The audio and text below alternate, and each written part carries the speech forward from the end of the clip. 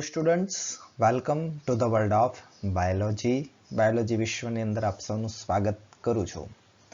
આપણે બાયોટેકનોલોજી ચેપ્ટર્સની અંદર લાસ્ટ લેક્ચરમાં આપણે ટ્રાન્સજેનિક એનિમલ્સ શું છે, એના ઉપયોગો શું છે, એ બધાની આપણે ચર્ચા કરેલી.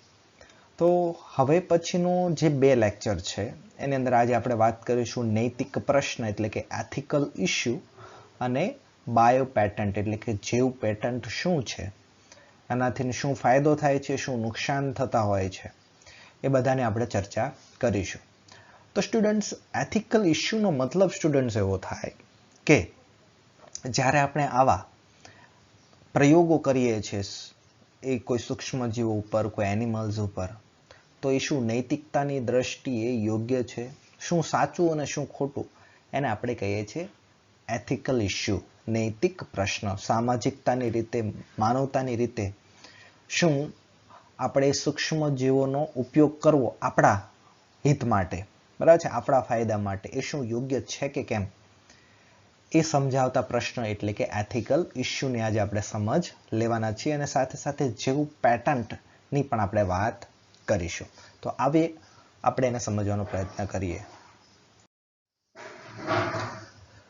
તો સ્ટુડન્ટ, સૌપ્રથમ આપણે વાત કરીએ એથિકલ ઇશ્યુ એટલે કે નૈતિક પ્રશ્નની. હવે જો આપણે જે સૂક્ષ્મ જીવો ઉપર જે પણ કાંઈ પ્રયોગો કરીએ છીએ, બરાબર છે, એ સૂક્ષ્મ જીવો ઉપર પ્રયોગો જ્યારે આપણે કરીએ છીએ એ પ્રયોગો પાછળનો હેતુ આપણો એક જ હોય છે કે માનવને શું થવો જોઈએ, ફાયદો થવો જોઈએ. તો માનવને તો ફાયદો થાય છે, પરંતુ જે સૂક્ષ્મ જીવોનો આપણે ઉપયોગ કરી રહ્યા છીએ એ સૂક્ષ્મ જીવોને નુકસાન પણ થતું હોય અને ફાયદો પણ થતો હોય. તો આવા નુકસાન કે ફાયદા પાછળ ચોક્કસ પ્રમાણના નીતિ નિયમો ઘડવા જોઈએ, એની ચોક્કસ ગાઈડલાઈન હોવી જોઈએ કે ભાઈ તમે આટલો જ ઉપયોગ કરી શકો, આ વસ્તુનો તમે ઉપયોગ ન કરી શકો. દાખલા તરીકે મનુષ્ય ઉપર સીધા પ્રયોગો કરવાની મનાઈ છે, મનુષ્યનું ક્લોનિંગ આપણે કરી શકતા નથી. અમેરિકા અને બ્રિટન તો ખાસ એનો વિરોધ કરે છે, પરંતુ એક એની ઉપર પણ એક્સપેરિમેન્ટ કરવામાં આવેલો છે. હવે જો કેવી રીતનું હોય કે આપણું જે દરિયા કિનારો હોય, બરાબર છે, એમાં દેશની જે સીમા હોય એનાથી થોડાક અંતરો સુધી, કિલોમીટર, નોટિકલ માઇલ સુધી જે તે દેશનો શું આવતો હોય, દરિયા કિનારો આવતો. પછી અમુક દરિયા કિનારો એવો હોય કે ત્યાં ઇન્ટરનેશનલ બોર્ડર લાગુ પડી જાય, એટલે કે એ ઇન્ટરનેશનલ બોર્ડરની અંદર કોઈ પણ પ્રકારના દેશનું કાનૂન ત્યાં લાગુ પડતું હોતું નથી. તો કેટલીક વૈજ્ઞાનિકોની ટીમે જહાજને એ ઇન્ટરનેશનલ બોર્ડર ઉપર લઈ ગયા, પછી ત્યાં જઈને એને મનુષ્યનું ક્લોન બનાવ્યું અને સક્સેસ પણ ગયું, બરાબર છે. પરંતુ એ જે માનવીનું જે સોમેટિક સેલ, દૈહિક કોષને ભ્રૂણમાં દાખલ કરેલો હતો, એ બાળકની એજ 35 વર્ષની હતી. બાળક હતું તો નાનું, પરંતુ જે સેલ લેવામાં આવેલો હતો એ 35 વર્ષના વ્યક્તિનો લેવામાં આવેલો.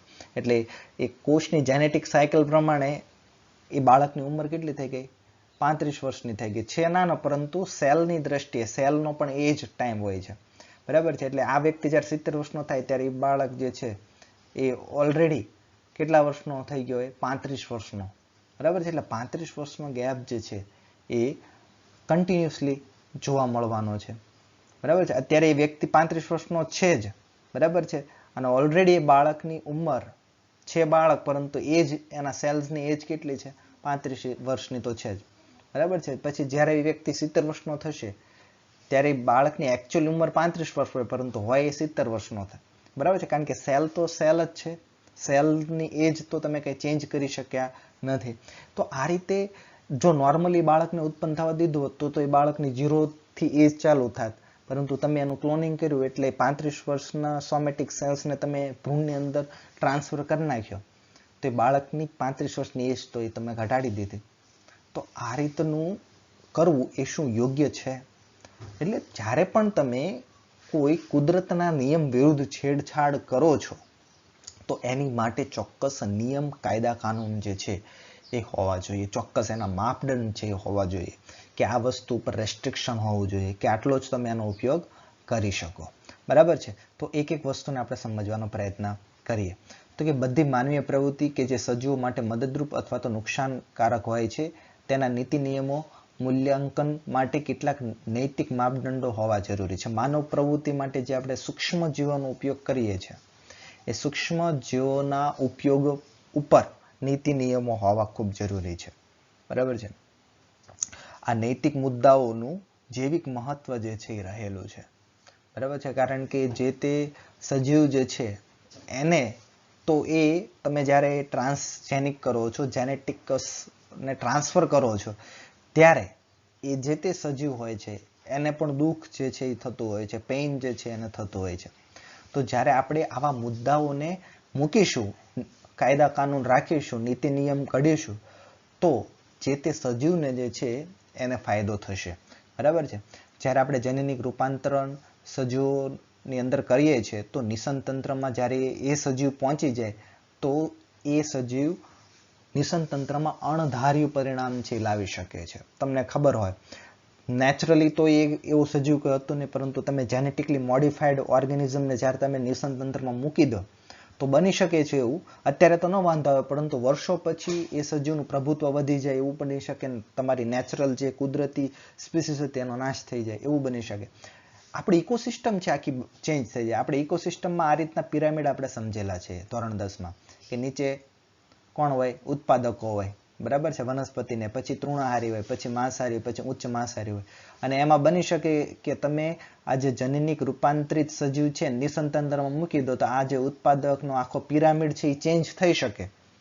એ કેટલું ઇફેક્ટ આપશે એ ફાયદાકારક હોઈ શકે, નુકસાનકારક હોઈ શકે. એટલે એ નિષન તંત્રમાં જ્યારે પહોંચે તો એ અણધાર્યું પરિણામ છે લાવી શકે છે. અત્યારે તો આપણને નથી ખબર, પરંતુ આવનારા સમયમાં એ બહુ નુકસાન કરી શકે. જેમ તમને વાત કરીએ કે DDTનો છંટકાવ જ્યારે આપણે સ્ટાર્ટિંગમાં શરૂ કર્યો તો મચ્છરને મારવા માટે મર્ક્યુરીનો છંટકાવ કરતા હતા, તો ત્યારે આપણને નથી ખબર, પરંતુ પાછળથી આપણને ખબર પડી કે પક્ષીઓને ખૂબ નુકસાન કરે છે. તો એ જ રીતે જે આપણે આ જનીન રૂપાંતરિત સજીવોને જ્યારે આપણે ઇકોસિસ્ટમમાં મૂકી દઈએ તો ઇકોસિસ્ટમને નુકસાન કરી શકે છે. એટલા માટે ભારત સરકાર દ્વારા જેનેટિક એન્જિનિયરિંગ અપ્રુવલ કમિટી એક બનાવવામાં આવી છે કે તમે જે પણ કાંઈ જેનેટિકલી મોડિફાઈડ ઓર્ગેનિઝમ પર પ્રયોગો કરતા હોય તો એની માટે તમારે કોઈ એક ચોક્કસ પરમિશન લેવી પડે. બરાબર છે. ને પરમિશન કોણ આપે છે?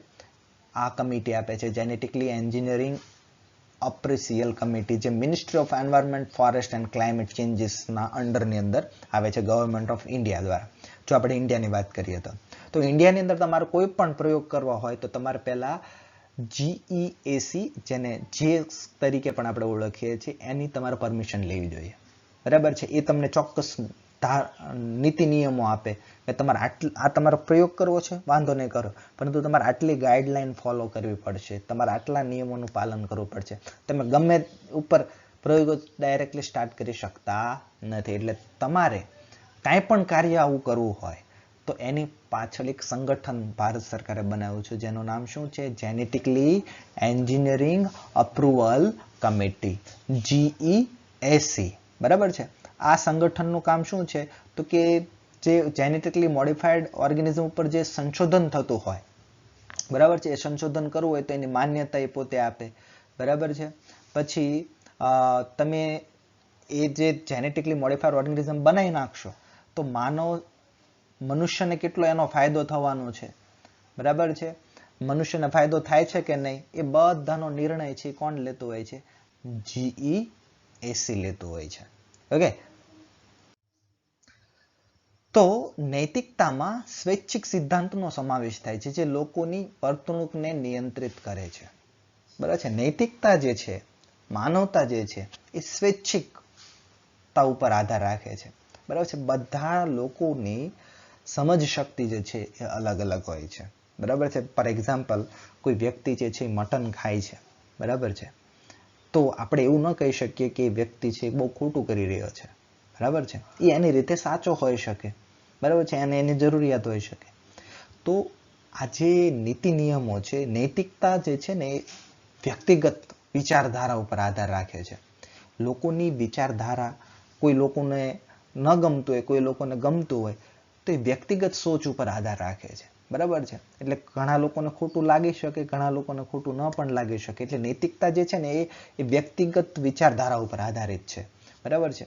જો જ્યારે આપણે વાત કરીએ જૈવ નૈતિકતાને તેનો નિશ્ચિત ધોરણો તરીકે લઈ શકાય, જેનો ઉપયોગ જીવવિજ્ઞાનના ક્ષેત્રોમાં આપણી ક્રિયાવિધિઓને નિયંત્રિત કરવામાં થાય છે. એટલે આ જે સ્વૈચ્છિક સિદ્ધાંતો છે એને આપણે ધારા ધોરણો તરીકે આપણે લઈ અને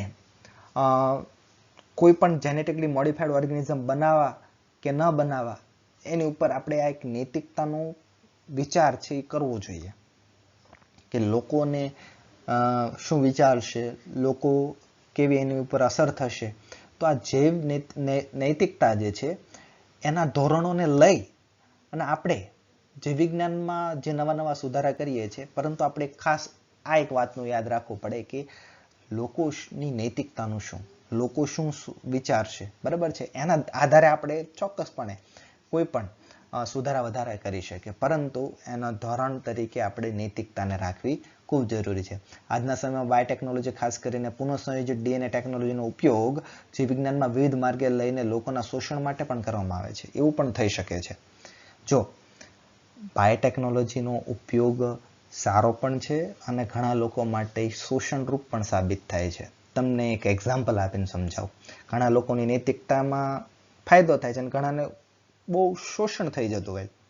ફોર એક્ઝામ્પલ, બાયોટેકનોલોજીની મદદથી જ્યારે તમે જેનેટિકલી મોડિફાઈડ ક્રોપ બનાવો છો, પ્લાન્ટ્સ બનાવો છો, તો જે તે કંપનીએ અથવા તો જે તે દેશે એ બનાવ્યું હોય, જનીન રૂપાંતરિત પાક બનાવ્યો હોય, એ દેશ પાસે એ પાકની પેટન્ટ મળી જાય.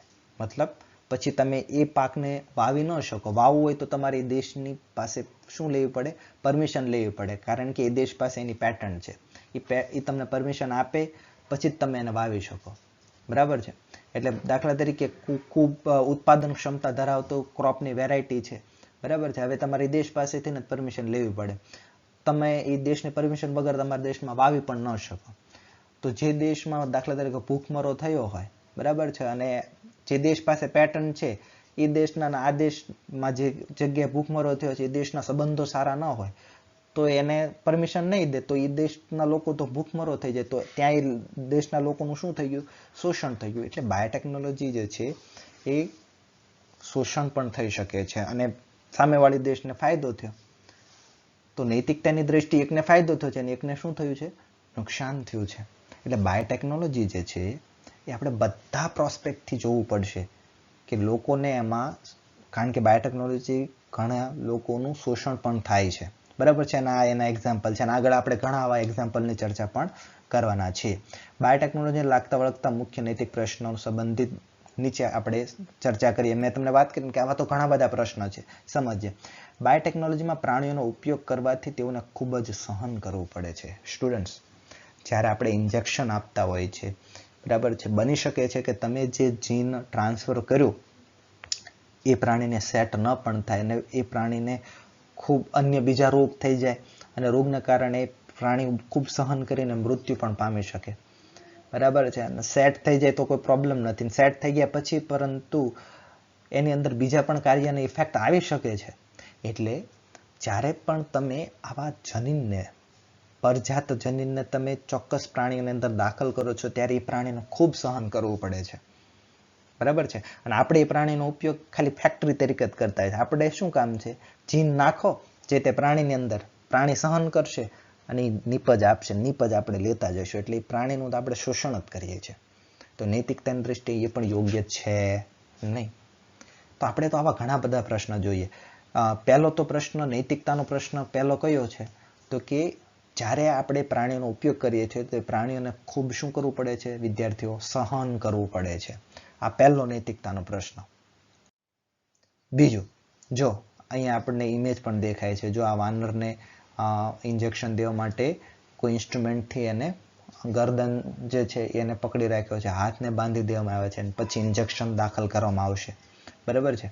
તો જ્યારે આપણે પ્રાણીનો ઉપયોગ કેટલાક ઔષધીય પ્રોટીન માટે કરવામાં આવતો હોય છે ત્યારે તેનો ઉપયોગ ફેક્ટરી અથવા તો મશીન તરીકે જ આપણે કરીએ છીએ. આપણે એક મશીન સમજીને એની ઉપર કામ કરીએ છીએ.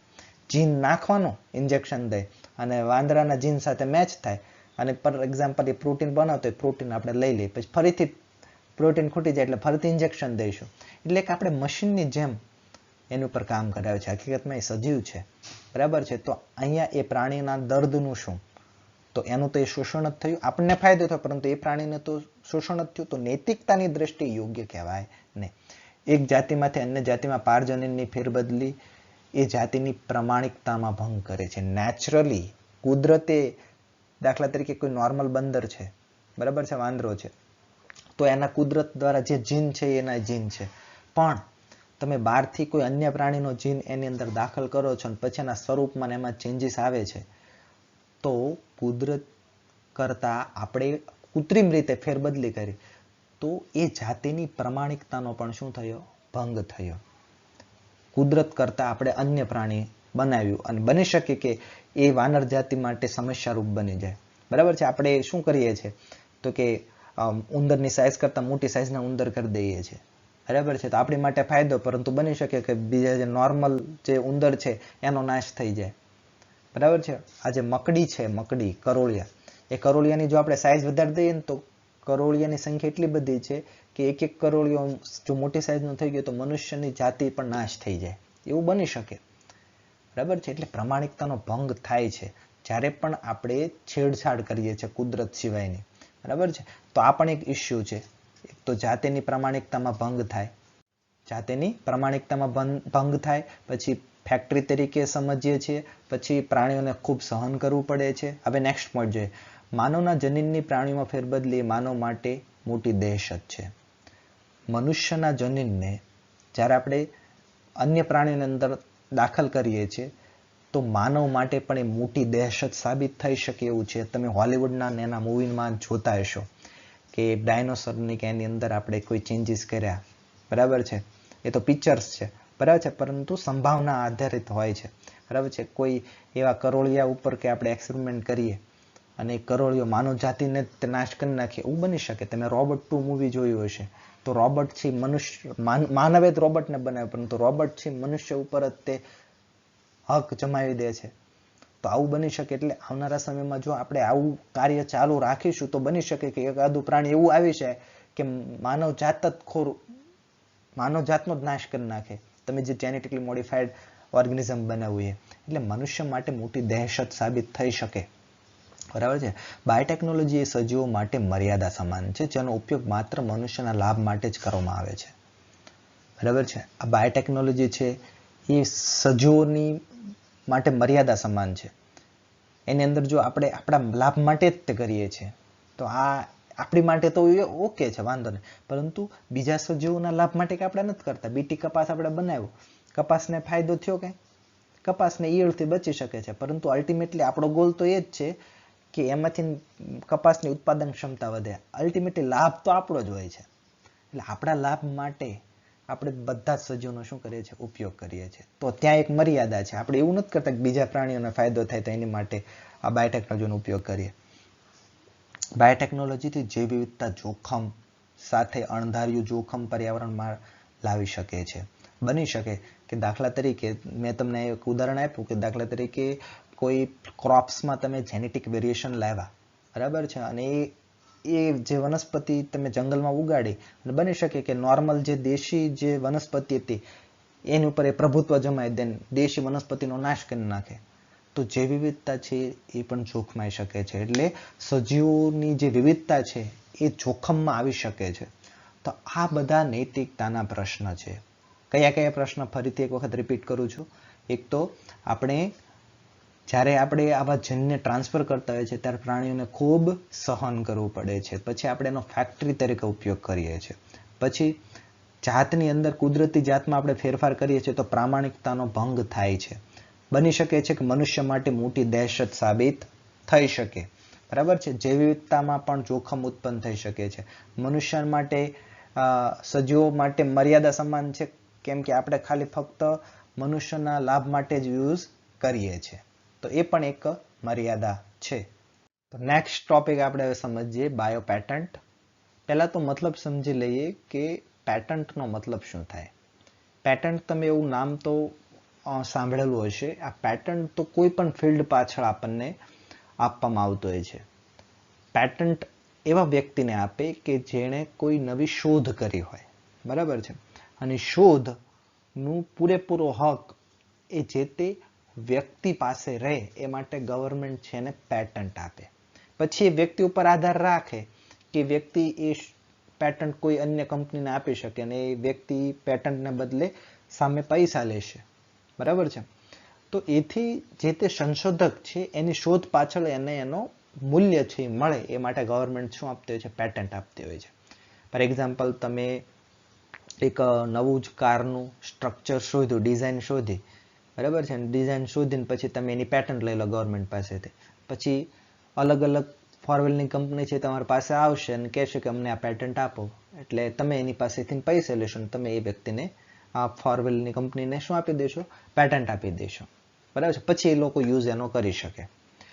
તો પેટન્ટ આવી જ રીતે હોય છે. પરંતુ જો આ પેટન્ટ કોઈ બાયોલોજિકલ પ્રોડક્ટ્સ માટે આપવામાં આવે તો એને આપણે કહીએ છીએ જેવ પેટન્ટ. ઉદાહરણ તરીકે તમે કોઈ પર્ટિક્યુલર ડિઝીઝની દવા શોધી, ફોર એક્ઝામ્પલ કોરોનાની રસી છે, બરાબર છે, કોઈક સાયન્ટિસ્ટે શોધી, બરાબર છે, તો એ પહેલાં તો એ શું કરી લેશે? એની પેટન્ટ લઈ લેશે ગવર્મેન્ટ પાસેથી, બરાબર છે. અને પછી કોઈ મોટી મોટી કંપનીવાળા આવશે એની પાસે અને કહેશે કે અમને તમારી દવાની જે ફોર્મ્યુલા છે અમને કહો અને અમે એ બનાવી. એટલે જે તે વ્યક્તિ છે એમ કહેશે કે વાંધો નહીં, હું તમને પેટન્ટ આપું, પરંતુ મને આટલો હિસ્સો આપો અથવા તો આટલા પૈસા આપો, બરાબર છે. જેથી કરીને વ્યક્તિ જે છે એ શું કરશે? એ કંપનીને આપી દેશે પેટન્ટને, સામે એ વ્યક્તિને પૈસા મળશે. એટલે સંશોધકોને એના સંશોધન પાછળ યોગ્ય વળતર મળવું ખૂબ જરૂરી છે. આ વળતરને જ આપણે કહીએ છીએ પેટન્ટ. જો એ જીવંત વસ્તુ માટે આપવામાં આવતી હોય તો એને આપણે કહીએ છીએ જેવ પેટન્ટ. ઓકે, તો સમજીએ. વિશ્વમાં માનવ કલ્યાણ માટેના અવનવા સંશોધનો જુદા જુદા સંશોધકો દ્વારા થતા હોય છે. વિશ્વની અંદર માનવનું કલ્યાણ થાય, માનવને ખૂબ સારી ફેસિલિટી મળે એ માટે ખૂબ બધા સંશોધનો દુનિયામાં અત્યારે ખૂબ ચાલુ જ હશે. અત્યારે કેટલા બધા રોગોની રસીનું કામ છે સંશોધાઈ રહ્યું હશે.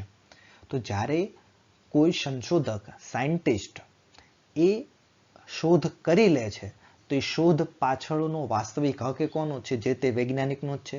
તો એ વૈજ્ઞાનિકને એનું વળતર મળે, આર્થિક રીતે એનું વળતર મળે એ માટે ગવર્મેન્ટ એને શું આપતો હોય છે? ઇજારો આપતો હોય છે. ઇજારો એટલે પેટન્ટ, બરાબર છે. એટલે કારણ કે વાસ્તવિક હક તો કોનો છે? જેણે શોધ કરી એનો જ છે. એટલે આવા સંશોધનો દ્વારા આર્થિક લાભ જે તે સંશોધકને જ મળવો જોઈએ એ માટે સરકાર છે એને શું આપી દે છે? પેટન્ટ આપી દે છે, ઇજારો આપી દે છે. ઇંગ્લિશમાં આપણે એને પેટન્ટ બોલીએ છીએ, ગુજરાતીમાં આપણે એને ઇજારો કહીએ છીએ. તો આમ આવી પેટન્ટને સરકાર દ્વારા માન્યતા આપવામાં આવે છે, જેમાં સંશોધકની આ શોધ બીજા લોકોને આર્થિક ફાયદા માટે ઉપયોગ કરવા ઉપર પ્રતિબંધિત હોય છે. હવે દાખલા તરીકે એ દવાની પેટન્ટ જે તે સંશોધકને આપી દીધી, પછી કોઈ બીજો દવાવાળા કે કોઈ બીજો સાયન્ટિસ્ટ છે એ હવે એની શોધ ઉપર ક્લેમ કરી શકશે નહીં, કારણ કે ઓલરેડી એની શોધ થઈ ગઈ છે ને એને પેટન્ટ મળી ગઈ છે. તો હવે કોઈ કંપનીવાળાને એ દવા બનાવી હોય તો એ વ્યક્તિ પાસેથી પહેલા પેટન્ટ લેવી પડશે, બરાબર છે, પૈસા આપવા પડશે, પછી વ્યક્તિ એને આપશે જો એને આપી હોય તો, બરાબર છે. પરંતુ પૂરેપૂરો હક છે એ જે તે પેટન્ટ ધારક પાસે છે, બરાબર છે.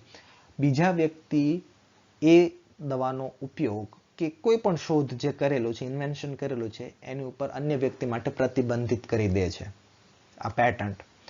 તો હવે આપણે એ સમજીએ કે આ પેટન્ટ કેવા કિસ્સાની અંદર આપવામાં આવતી હોય છે. એટલે જે વૈજ્ઞાનિકો એટલે કે જે સાયન્ટિસ્ટ હોય છે એને સંશોધનો પાછળ જે પેટન્ટ આપવામાં આવતી હોય છે, ઇજારો આપવામાં આવતો હોય છે, એ કયા કયા કિસ્સામાં આપવામાં આવે છે, કેવું કર્યું હોય ત્યારે એને પેટન્ટ મળશે. તો જે વૈજ્ઞાનિકોને સંશોધનો માટે આપવામાં આવતા ઇજારાને શું કહેવામાં આવે છે? જેવ પેટન્ટ, બાયો પેટન્ટ તરીકે ઓળખે છે. એ સમજીએ, પેટન્ટ કઈ ગમે તેમ આપી દેતા નથી. એની પાછળ જે છે એ શું હોય છે? ચોક્કસ મુદ્દાઓ રહેલા છે. અને આ મુદ્દાઓ કેવા મુદ્દા હોય તો જ ગવર્મેન્ટ તમને પેટન્ટ આપે? તો સમજીએ એ મુદ્દાઓને. તો કે જો એક તો કાં તો એકદમ નવી શોધ જ કરી હોય, બરાબર છે, એકદમ નવું ઇન્વેન્શન જ હોય અને તેમાં કોઈ પણ પેદાશ પર સમાવેશ થતો હોય છે, બરાબર છે, કોઈ એવી નવી શોધ કરી બરાબર છે કે એની અંદરથી આપણને કોઈ ચોક્કસ પ્રકારની નિપજ મળે છે, તો એવી શોધ પાછળ પેટન્ટ આપશે ગવર્મેન્ટ, બરાબર છે. અથવા તો અગાઉની શોધમાં કરેલ સુધારા અંગે, પહેલા એ શોધાઈ જ ગયેલી હોય પરંતુ એની કરતા થોડી એડવાન્સ હોય, ખૂબ સારી હોય અને ટોટલી કંઈક અલગ હોય, તો એવા કિસ્સામાં પણ આપે, બરાબર છે. દાખલા તરીકે કોઈ દવા બનાવેલી છે તો એ વ્યક્તિની એની પાસે પેટન્ટ છે, પરંતુ કોઈ વ્યક્તિ છે એ દવા કરતાં વધારે સારી ઇફેક્ટિવ દવા બનાવે છે, ચેન્જ કરીને બનાવે છે. પહેલામાં તમારે 4 ડોઝે સારું થતું હોય ને આ એવું છે કે એક જ ડોઝમાં સારું થઈ જાય, તો પહેલા કરતાં તો સુધરેલી કહેવાય. તો એવા કિસ્સામાં પણ પેટન્ટ જે છે અલગ વ્યક્તિને આપવામાં આવતી હોય છે. નિપજ મેળવવા માટે ઉત્પાદનની પ્રક્રિયામાં કરેલ સુધારા, હા આ પણ ઇમ્પોર્ટન્ટ છે. દાખલા તરીકે કોઈ નિપજ તમે જે છે એ મેળવો છો, નિપજ જે છે એ તમે મેળવો છો, પરંતુ એની પાછળ એક પ્રોસેસ હોય, પ્રક્રિયા હોય, બરાબર છે. એ પ્રક્રિયામાંથી તમે પસાર કરો તો આ પ્રોડક્ટ તમને મળતી હોય, પરંતુ એ પ્રોસેસ કરતાં તમારે દાખલા તરીકે 6 કલાક લાગે છે, એવી પ્રોસેસ લાંબી છે, અને એને બદલે તમે એવી પ્રોસેસ શોધી કે 2 કલાકમાં તમને એની જ પ્રોડક્ટ એવી ઇફેક્ટિવલી મળી જાય, તો એ તમે મેથડ આખી ચેન્જ કરી નાખી, મેથડની પણ તમને પેટન્ટ મળી શકે છે, બરાબર છે. પછી નવી સંકલ્પના કે ઢાંચા બદલ, આખું મોડલ જે છે, ઢાંચો છે, સ્વરૂપ છે, એમાં જ તમે ફેરબદલી કરી નાખો તો પણ તમને પેટન્ટ એ મળવા પાત્ર છે. તો આવા બધા કિસ્સામાં જ પેટન્ટ મળે છે. આ 3 માર્ક્સમાં પૂછાતો બહુ ઇમ્પોર્ટન્ટ પ્રશ્ન છે કે જે પેટન્ટ એક તો આખો પ્રશ્ન પૂછાઈ શકે, અથવા તો એવી રીતે પણ પૂછાઈ શકે કે કઈ બાબતમાં પેટન્ટ છે આપવામાં આવતી હોય છે. તો નવા સંશોધન પાછળ, અથવા તો અગાઉ સંશોધાઈ ગયેલા હોય એમાં તમે સુધારા કરો તો, અથવા તો નિપજ મેળવવા માટેની જે પ્રોસેસ હોય છે પ્રોસેસમાં તમે ફેરબદલી કરો તો, અથવા તો ઢાંચા બદલ કરી નાખો, સ્વરૂપમાં ફેરબદલી કરી નાખો તો તમને પેટન્ટ જે છે આપવામાં આવતી હોય છે. નેક્સ્ટ સમજીએ. ભારતમાં કોણ પેટન્ટ આપશે?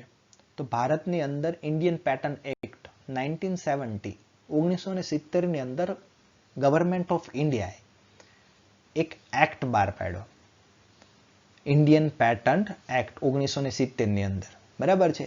એ મુજબ તમને કોઈ પદાર્થ કે વસ્તુ કરતાં તેના મેળવવા માટેની પદ્ધતિ વધુ મહત્વ આપવામાં આવે છે. એટલે કે તમે જે ઇન્વેન્શન કરો છો એની પાછળ તો એ પોતે શું આપે છે? પેટન્ટ આપે જ છે, ઇજારો આપે જ છે, પરંતુ એ કઈ મેથડથી મેળવો છો એ મેથડનું ખૂબ વધારે મહત્વ જે છે ઇન્ડિયન પેટન્ટ એક્ટ આપે છે. અને સામાન્ય રીતે આની પેટન્ટની અવધિ છે 5 વર્ષની હોય છે. પછી તમારે એને રિન્યુ કરાવી હોય તો કરાવી શકાય, પરંતુ સામાન્ય રીતે અવધિ છે 5 વર્ષની રહેતી હોય છે. આને ખાસ નોટ ડાઉન કરજો, મોસ્ટ આઈએમપી છે.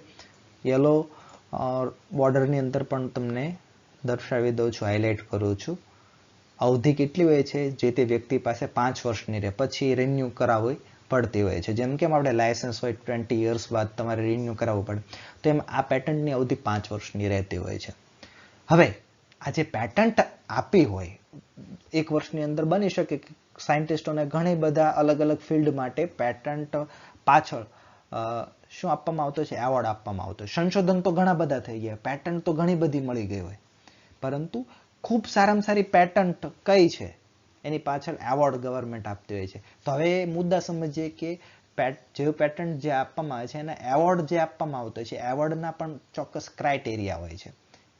એવોર્ડ જે પેટન્ટ તો ઘણા બધા વૈજ્ઞાનિકને આપી હોય, પરંતુ એમાંથી સૌથી સારામાં સારી પેટન્ટ માટેનો એવોર્ડ પણ ગવર્મેન્ટ આપતી હોય છે. એ જેવ પેટન્ટ એવોર્ડ માટેના કયા મુદ્દાઓ હોય છે એ સમજીએ. તો કે સૂક્ષ્મ જીવાણુઓની વિવિધ જાતો, જો કોઈ સૂક્ષ્મ જીવાણુ જે હોય છે, બરાબર છે, એટલે કે માઇક્રો ઓર્ગેનિઝમ્સ જે હોય છે, બેક્ટેરિયા, એની પાછળ તમે જો અલગ અલગ જાત ઉપર જો પેટન્ટ મેળવેલી હોય તો એ બાબતને ધ્યાનમાં લેવામાં આવે છે. પછી સંવર્ધિત કોષોની વિવિધ જાત, તમે સંવર્ધન કરીને કોષની અલગ જાત બનાવી હોય તો એની પાછળ પણ એ ક્રાઇટેરિયા ધ્યાનમાં લેવામાં આવે છે. વનસ્પતિમાં તમે જેનેટિકલી મોડિફાઈડ પ્લાન્ટ્સ અથવા તો જેનેટિકલી મોડિફાઈડ એનિમલ જો બનાવ્યો હોય તો એની પાછળ પણ તમને એવોર્ડ આપવામાં આવતો હોય છે. પછી ડીએનએના અણુઓ જે હોય છે એની ફેરબદલી કરી હોય, એટીજીસી, બરાબર છે, એમાં ફેરબદલી કરી હોય તો એની પાછળ ડીએનએ આધારિત પ્રોટીનના અણુ સંકેત, તમે પ્રોટીન જે છે, બરાબર છે, પ્રોટીન છે ચોક્કસ એમિનો એસિડનો બનેલો હોય.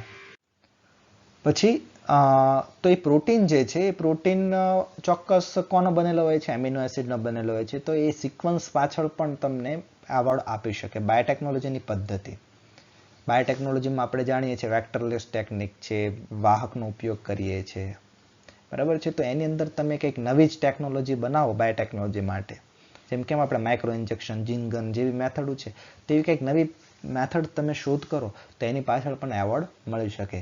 ચોક્કસ પેદાશ માટે, પ્રક્રિયા માટે અને ઉપયોગિતા માટે. એ ઉપયોગિતા કેટલી છે, એનું મહત્વ કેટલું છે, એની પ્રોસેસ પાછળ પણ અને નિપજ પાછળનું મહત્વ સમજીને પણ એવોર્ડ જે છે આપવામાં આવે છે. તો આ મુદ્દાઓને ખાસ આપણે નોટ કરી રાખીશું. આ મુદ્દા છે ને સ્ટુડન્ટ્સ, એ કોના છે? એવોર્ડ માટેના. અને આગળના મુદ્દા જોયા એ પેટન્ટ કઈ બાબતમાં આપવામાં આવે. ઓકે, તો લોકોમાં એ વાતને લઈને આક્રોશ છે કે કેટલીક કંપનીઓ આનુવંશિક દ્રવ્ય, વનસ્પતિઓની અને અન્ય જૈવિક સ્ત્રોતોની ઉપયોગ કરીને તેનાથી બનતી નિપજો અને તકનીકી વિશે પેટન્ટ પ્રાપ્ત કરી રહ્યા છે.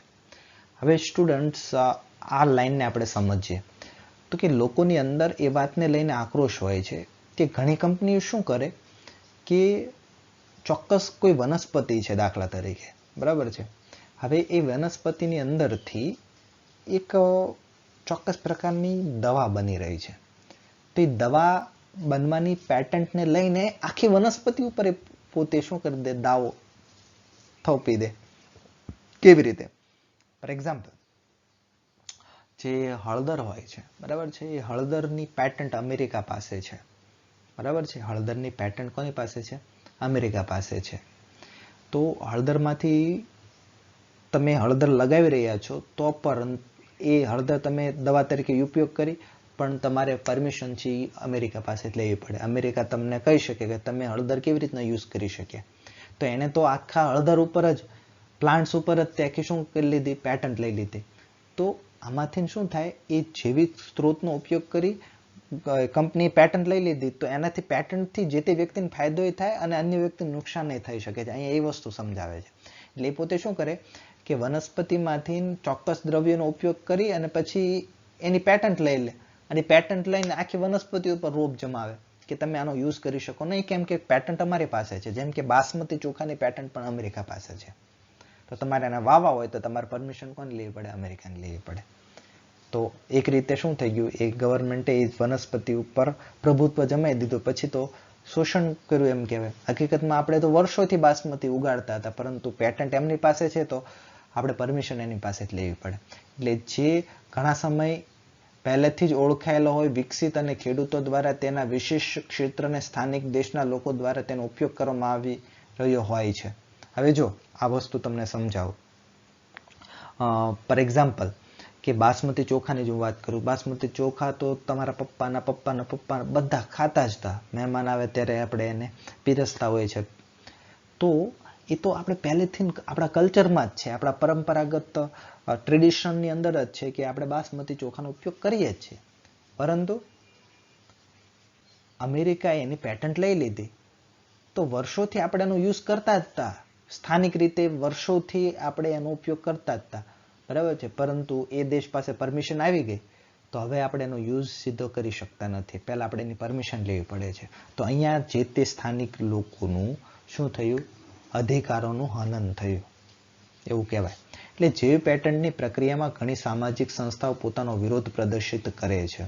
એટલે જે અમુક સોશિયલી જે NGO હોય તો એ ઘણી વખત આવી પેટન્ટો ઉપર શું કરતો હોય છે? વિરોધ કરતો હોય છે. કારણ કે એ જે તે દેશ અથવા તો જેની પાસે પેટન્ટ છે એ આખો દેશ છે એનું પોતાનું વર્ચસ્વ માની લે છે, એનો ઉપરનો જે હક જમાવી દે છે, બરાબર છે. એટલે આ વસ્તુ થતી હોય છે. એના કારણે ઘણા નૈતિક અને રાજકીય પ્રશ્નો ઉદ્ભવે છે. એટલે ગવર્મેન્ટ શું કરે કે એની માટેના ચોક્કસ જે છે વકીલો રાખતા હોય છે. હવે ફોર એક્ઝામ્પલ જો આપણે જોઈએ કે દાખલા તરીકે બ્રાસિકા પ્રજાતિની ઘણી વનસ્પતિઓ આર્થિક અગત્યતા ધરાવે છે, બરાબર છે. બ્રાસિકાની ઘણી બધી પ્રજાતિઓ છે અને બધાને અલગ અલગ આર્થિક અગત્યતાઓ છે. કોઈના ખાવામાં, કોઈનો દવાની અંદર એવી રીતનો ઉપયોગ હોય. તો કોઈ દેશ છે બ્રાસિકાની જાત ઉપર પેટન્ટ મેળવી લે, બરાબર છે. એની ઉપર જેનેટિક મોડિફાઈડ બનાવી દે, બરાબર છે, જેનેટિકલી મોડિફાઈડ બનાવીને બ્રાસિકાની એક નવી જાત બનાવી લે, તો પછી એ જે તે વ્યક્તિ પાસે, સંસ્થા પાસે, દેશ પાસે એનું સંપૂર્ણ આધિપત્ય આવી જાય. પછી બીજા કોઈ દેશના લોકો એનું યુઝ જ ન કરી શકે, બરાબર છે. જો આ જેનેટિકલી મોડિફાઈડ દાખલા તરીકે બનાવી, પછી એની બધી જ પ્રજાતિઓ પર પોતાનો હક જમાવી દે. ઓકે, તો આ રીતે જે તે લોકોનું હનન થતું હોય છે. જો હવે આપણે સમજીએ કે ચોખાની, ખાસ કરીને આપણે યાદ રાખશું, ચોખાની 2 લાખ જેટલી વેરાયટી, બરાબર છે, ભારતની અંદર જોવા મળે છે. ચોખા એક મહત્વનો ખાદ્ય એક અન્ન છે. ઘણા આપણે રાજ્ય આપણે સમજીએ તો ત્યાં એનો આપણે કેમ ગુજરાતની અંદર ઘઉંનો ઉપયોગ વધારે કરીએ છીએ રોટલી માટે, એવી રીતના સાઉથની અંદર ચોખાનો જ ઉપયોગ વધારે કરતા હોય છે. માછલી અને ભાત છે એ લોકો ખાતા હોય છે. એટલે હજારો વર્ષોથી આપણે એશિયાની અંદર આપણે ચોખાની ને એની શું કરીએ છીએ, ખેતી કરીએ છીએ. અને ચોખાની આપણી પાસે 2 લાખ કરતાં પણ વધારે વેરાયટી છે, બરાબર છે. તો ભારતમાં ચોખાની જે વિવિધતા છે એ વિશ્વમાં સૌથી વધારે ને વધારે ભારતની પાસે છે, બરાબર છે. ને એમાં ખાસ કરીને વાત કરીએ બાસમતી ચોખા. બાસમતી ચોખાની અનોખી સુગંધ અને સ્વાદ માટે પ્રચલિત છે. એટલા માટે બાસ એટલે કે ગંધ, બરાબર છે. તેની 27 જેટલી ઓળખાયેલી જાત બાસમતીની જે ભારતની અંદર જ ઉગાડવામાં આવે છે, બરાબર છે. અને આ બાસમતી વિશેનું વર્ણન આપણા પુસ્તકો, લોક સાહિત્ય, કવિતાની અંદર કરેલું છે. એટલે અનેક સૌકાથી વર્ષોથી જે છે બાસમતીનો ઉપયોગ આપણે કરતા રહ્યા છે. એટલે જો અહીં લખેલું છે બાસમતીની 27 વેરાયટી ઉગાડવામાં આવે છે, પરંતુ પેટન્ટ લઈ લેવામાં આવી છે રાઇસટેક કંપની દ્વારા, જે અમેરિકાની ટેક્સાસ રાજ્યની છે, બરાબર છે. એની પાસે એનો પેટન્ટ લઈ લીધી છે. તો 1997ની અંદર અમેરિકાની એક કંપની, રાઇસટેક કંપનીએ શું કરી લીધો, પેટન્ટ લઈ લીધી. કોની ઉપર? બાસમતી ચોખા ઉપર, બરાબર છે. જેનાથી તે કંપની બાસમતી ચોખાની નવી જાતો અમેરિકા તથા વિદેશમાં વહેંચી શકે. હવે એ લોકોએ શું લઈ લીધું, એના ટ્રેડમાર્ક ઉપર એને પેટન્ટ લઈ લીધી. એટલે હવે બાસમતી ચોખાને જો કોઈને બિયારણ પણ આપવું હોય, વેચવું હોય, પ્રોડક્શન કરવું હોય, ઉગાડવું હોય, તો તમારે પરમિશન અમેરિકા પાસે જ લેવી પડે, બરાબર છે. તો બાસમતીની આ નવી જાત વાસ્તવમાં ભારતીય ખેડૂતોની પરંપરાગત જાતોમાંથી વિકસિત કરવામાં આવી હતી. આજે બાસમતી ચોખા તો વર્ષોથી આપણે ભારતના ખેડૂતો ઉગાડતા આવ્યા છે, પરંતુ એ લોકોએ એની પેટન્ટ લઈ લીધી. તો હવે આપણે પૂછવા કોની પાસે જવું પડશે, પરમિશન કોની પાસે લેવી પડશે? આ કંપની પાસેથી. ભારતીય બાસમતીને આ લોકોએ શું કર્યું હતું કે ભારતીય બાસમતી ચોખાને અર્ધવામન જાત, સેમી ડ્વાર્ફ સાથે સંકરણ કરાવી અને એક નવી જાત એને બનાવી, અને એ જાત ઉપર એને શું કરી નાખ્યું, પેટન્ટ લઈ લીધી. અને આ પેટન્ટ લાગુ પડી ગઈ એટલે હવે આ બાસમતીના વેચાણ ઉપર એ લોકોએ શું કરી દીધો, પ્રતિબંધ કરી નાખ્યો. અને જો કોઈને ઉગાડવી હોય તો આ કંપની પાસેથી, રાઇસટેક કંપની પાસેથી તમારે પરમિશન લેવી પડે. એટલે ખાલી લોકોએ શું કર્યું, આપણે જાતનો ઉપયોગ કરીને એની સાથે સેમી ડ્રાફ્ટ જાતની સાથે સંકરણ કરાવી નવી જાત બનાવી દીધી. બાસમતી ઉપર એને પેટન્ટ લઈ લીધી. નિપજો અને પ્રક્રિયાઓ આધારિત ભારતીય પરંપરાગત ઔષધો જેવા કે હળદર અને લીમડાની પેટન્ટ પણ ઘણા બધા પ્રયત્ન કરાયેલા છે. આપણો જે હળદર છે, આપણો જે નીમ છે, લીમડો, એની પણ પેટન્ટ લેવાનો પ્રયત્ન કરવામાં આવ્યો છે. જો આપણે આના વિશે જાગૃત થઈશું નહીં, આપણે એકદમ શું રહેવું પડે, જાગૃત રહેવું પડે. એની માટે ગવર્મેન્ટ છે એના વકીલો મૂકતા હોય છે કે કોઈ પણ દેશ છે પેટન્ટ મેળવવા માટે કોની ઉપર અત્યારે ટ્રાય કરી રહી છે, એ લોકો આનું ધ્યાન જ રાખતા હોય, બરાબર છે. એટલે આવી પેટન્ટના પ્રયોજનનું અમલીકરણ તરત જ અટકાવીશું તો, એટલે આવું થતાં તો આપણે અટકાવવું પડે, બરાબર છે. જો આવું નહીં અટકાવીએ તો જે તે દેશ અથવા તો જે તે વ્યક્તિ છે એ કોઈ બીજા વિકાસશીલ દેશો ઉપર પ્રભુત્વ જમાવી દે. જાપાન ને અમેરિકા ને બ્રિટન ને આવા વિકસિત દેશો શું કરે કે પૈસા દઈ અને ખરીદી લે, પેટન્ટ લઈ લે, પછી લોકો શોષણ ચાલુ કરી દે, બરાબર છે. એટલે આપણો જે સમૃદ્ધિ છે, જે આપણો વારસો છે, જો આપણે આ રીતનું ધ્યાન નહીં રાખીએ, આપણે જાગૃત નહીં રહીએ, તો બની શકે છે કે લોકો શોષણ કરીને આપણી પાસેથી છીનવી લે. ઓકે, તો નેક્સ્ટ લેક્ચરમાં આપણે બાયોપાયરેસી વિશે આપણે સમજશું. તો જેવ પેટન્ટ વિશે તમારે ટૂંક નોંધ લખવાની છે. All the best. Thank you very much.